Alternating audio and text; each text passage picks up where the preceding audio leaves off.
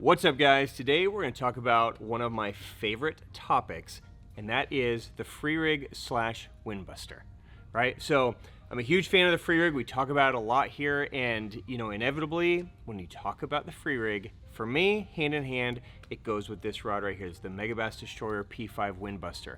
But what are some other options, right? We talk so much about this rod, and there are times like right now where production is just so bad that this rod's not even going to come down the pipe for almost another year. So today we're going to explore some other great options for free rig rods. What are you looking for in a free rig rod? What are some other options that are on the market that compete with this guy? So if you're ready, let's do it.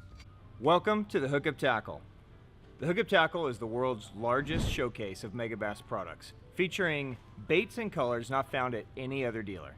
The Hookup also offers a wide display of OSP, Evergreen, Depths, Lucky Craft, Jackal, and many more.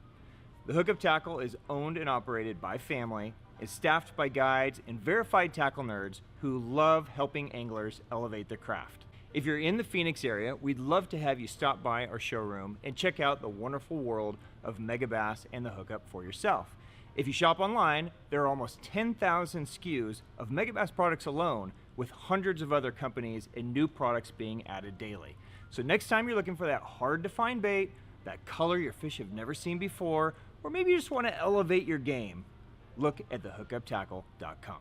Welcome back, my friends. I am Ben with the Hookup Tackle, the Tackle Otaku on Instagram, being joined by my buddy Jeffrey the King. Good morning, Jeffrey the King.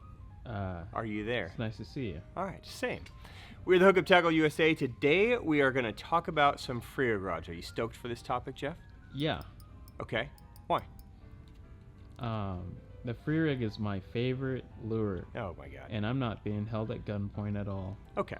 Well, it's one of mine. Now, would I rather catch him on topwater? Would I rather catch him on a swim bait or something else that's kind of cool and powerful? Of course. But day in and day out, there are times when you just need to get some bites. And over the last few years, the free rig has kind of replaced the drop shot for me as my go-to finesse tactic. I can just do so much with it. I can fish it in all kinds of different weights and baits and line sizes. I can go super finesse, I can go heavier, I can go power with it. I can fish it in deep water, shallow water. So it's just a super versatile technique, and it's one that we throw a lot. It's one that we talk about a lot, and inevitably the Windbuster gets spoken about pretty much every time we talk about a free rig. So today I'm going to dive through some other rods that are amazing at throwing a free rig that you guys should keep on your radar.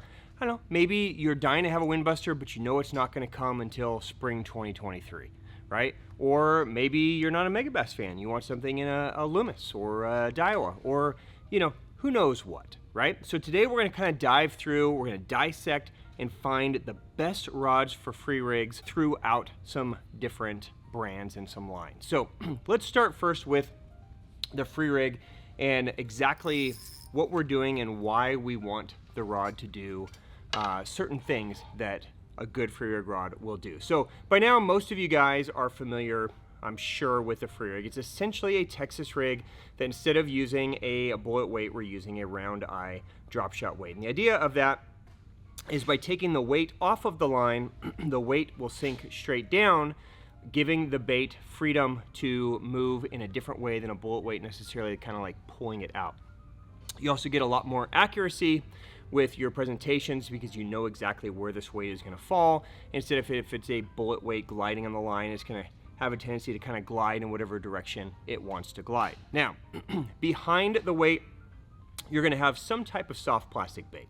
Okay, OSP Dual Live Beaver, it's usually a starting point for us, but you could basically free rig anything, right? So use your imagination, all kinds of different things you can do. Now, here's the importance of me taking this out. The deeper water that you put this in, the more separation you're going to have between the weight and the bait as it falls. So ideally what you want is you want to make a cast and you want to let it sink on a totally slack line.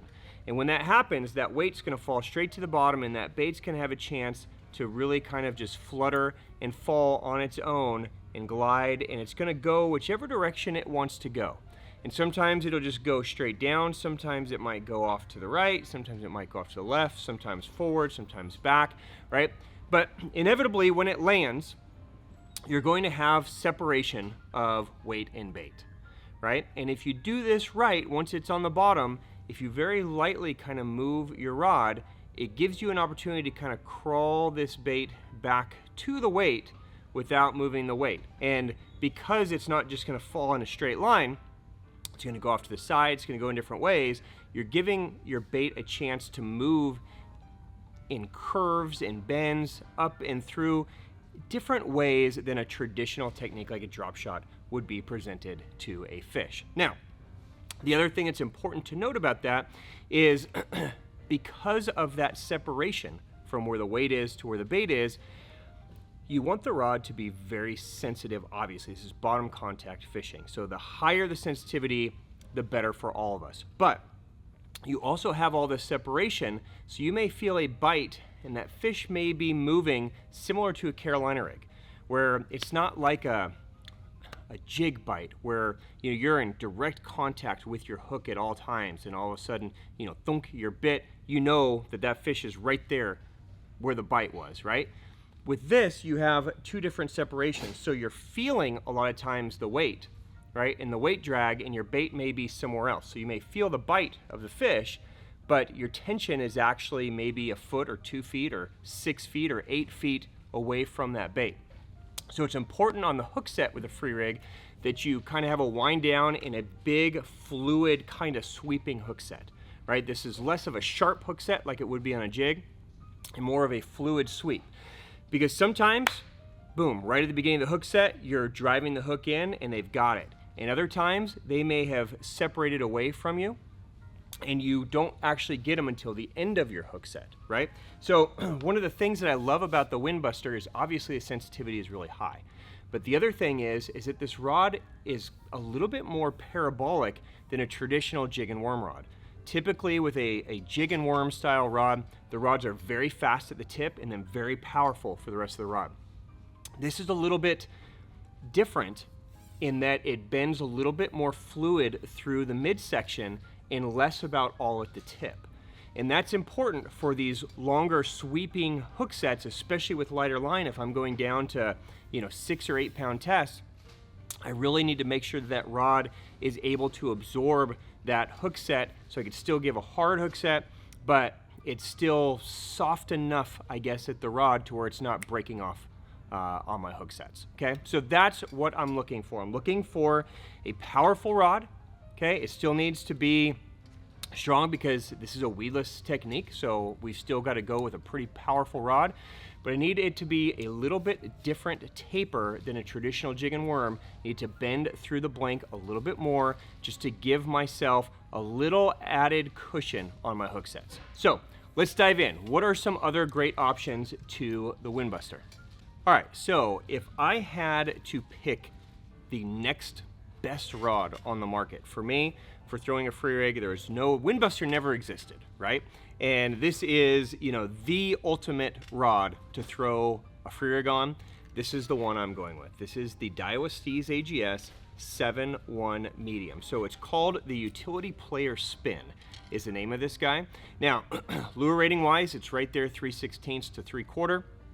For me, when I'm throwing it on spinning, I'm almost always using a 1/4 or 3/8 ounce weight. I love the heavier weight, gives me a little more control. Of course, if you guys are fishing lighter weights, maybe you could get away with a little bit lighter rod. For me, this 7-1 medium Steez is kind of like a little baby Windbuster.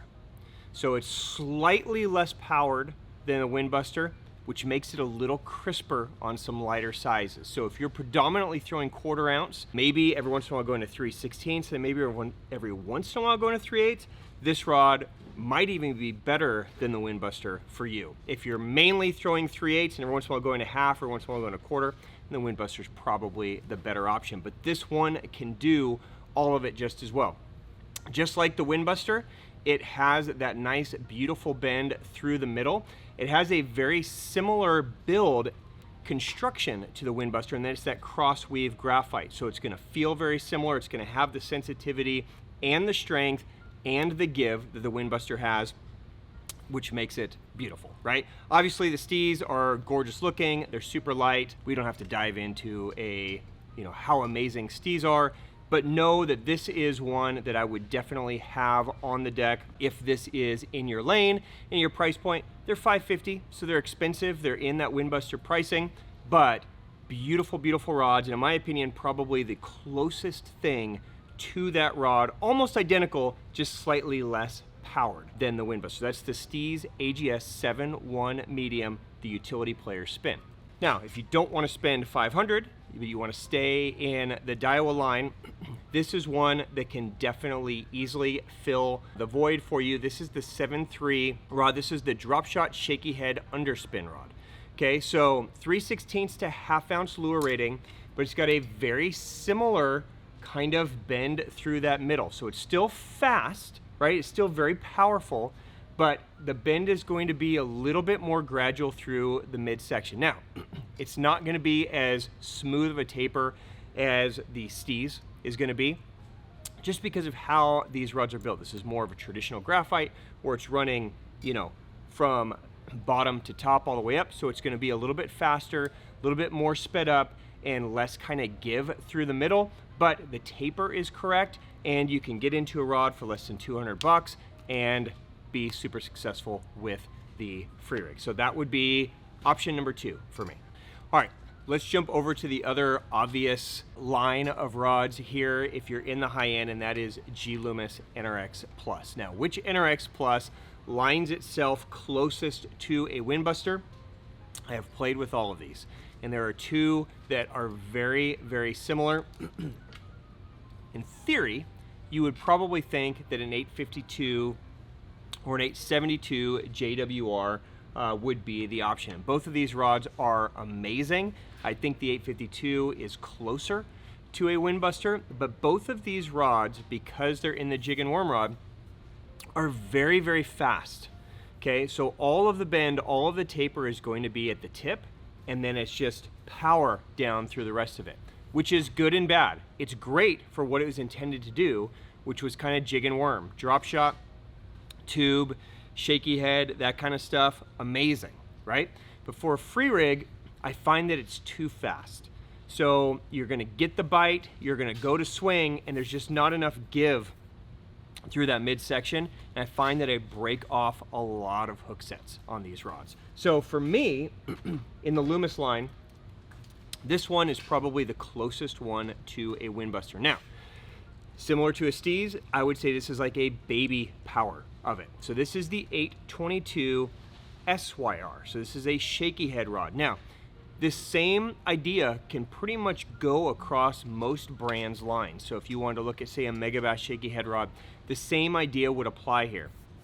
With the shaky head rod, instead of it being all fast at the tip up here like a jig and worm, it's going to have that more smooth taper through the middle of the rod, right? Which is what I'm looking for, again, on these sweeping hook sets. Now, this would be an amazing one if I was gonna throw predominantly lighter baits and lighter weights. So if I'm gonna be throwing the 1/16 to a quarter and smaller, 3-inch, maybe 3.5-inch on the big side of baits, this would be a perfect one. Lure rating, it's gonna max out kind of at 5/16, so it's 8 to 5/16. I find that it handles a 1/4 ounce weight and like a 3 or 3.5-inch bait just fine, which is gonna put it closer to a 1/2 ounce. But it's definitely a lighter rod than everything else that we've discussed, but that might be perfect for you guys depending on exactly what you're looking for and what weights you throw. So this is the 822 SYR in NRX Plus. That's a good one. All right, if you guys are St. Croix fans, a rod that would totally work here would be their 7-foot medium fast action. Okay, so if you know the St. Croix lineup, you're gonna have moderate fast, you're gonna have fast, you're gonna have extra fast. The true just fast action puts that bend and that taper a little bit more gradual through that midsection. This is the Legend Extreme, 7-foot medium fast. This is a perfect taper and perfect action for throwing a free rig. You've got the high-end sensitivity, you've got the right taper, right bend. This would be a great option for you. The same model will trickle down through the lineup as well. So if you wanted something in, say, Victory, the same idea, the 7-foot medium, fast action, not extra fast, just straight fast. gives you that perfect free rig taper. Now, another one that's definitely a huge sleeper, in my opinion, probably in all spinning rods. This is probably one of the most versatile spinning rods, especially at 199 bucks. This is the Evergreen Combat Stick 7.4 medium. So this is the jig and worm spin. Now, this is kind of bridging the gap a little bit. It's designed to be a little bit faster rod, right? So it's gonna have more bend just at the tip and then backbone down at the bottom, but it bends a little bit deeper than say like a Loomis jig and worm taper would. With those, it's all at the tip. With this one, you still kind of, even way down here, which is almost through the midsection of the rod, you still get a little bit of bend in there, right? So it ends up being a great kind of hybrid rod between like a tube rod and a free rig rod. So this would be a great one if you don't want to kill yourself on price. You want to just kind of get started and get yourself in the right style rod. This one is great. This is the 7.4 medium from Evergreen, 199 bucks. And then finally, just to round it out, what if you are a Megabass rod fan and you want to stay in Megabass, right? So a great option for you is the Enforcer. So the Enforcer is available in Orochi XX and Levante.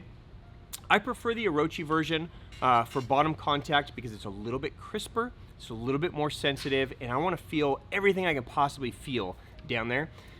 Similar to that Evergreen that I just showed you, it is designed to be kind of an open water, kind of tube rod, big drop shot rod, but it lends itself great to a free rig because it does still kind of bend through that middle of the rod. You can see I've got it right in the middle of the rod here still, and I'm still getting that nice gradual taper on there. So for a free rig, it's perfect. The other nice thing about this is because it's 7.4, if you guys are fishing the free rig in open water, making big casts, long casts, letting it sink down, this is gonna give you a lot of line pickup, which is great for this technique. So this one, highly recommended. This is the Enforcer in Orochi XX. And then finally in Megabass, if you want something maybe a little obscure, right? They took the Windbuster and created a saltwater version in their Cookai line. And this is the Cookai 7-foot medium plus spin. Okay, now, this is a really beautiful line of rods designed for fishing saltwater. They're all two-piece, so they're ferruled in the middle, but it has the same Windbuster taper. It has that same Windbuster sensitivity. So if you guys are fishing, I don't know, maybe you're fishing in the Gulf, maybe you're fishing in the bay, maybe you're fishing, you know, calicos or on the beach, or, you know, snook or something else where you want to try the free rig, but you need something just a little bit more legit for saltwater and less freshwater, the Cookai could be an amazing option for you. So again, this is the 7-foot medium plus. So this is the one designed to kind of mimic that Windbuster taper action and feel. It's super lightweight, it's super sexy too, right? So you get all the benefits of having the Windbuster in a saltwater rod. So there you go, the Cookai from Megabass. All right guys, so that is a wrap. There is a look at some of the best free rig rods in the shop. I hope that was insightful. If you have questions on anything that I just discussed, or maybe other rod models that I didn't bring up that maybe you thought I would, drop it down below in the comments and I will definitely get to them, and we'll kind of talk through the different rods and the lines, and I can answer any questions that you guys have. Jeff, of course, will leave links to the products if you guys want to check any of them out closer. And until next time, guys, thank you for your time, thank you for your business, thank you for your support, and we will see you on the next one. Peace.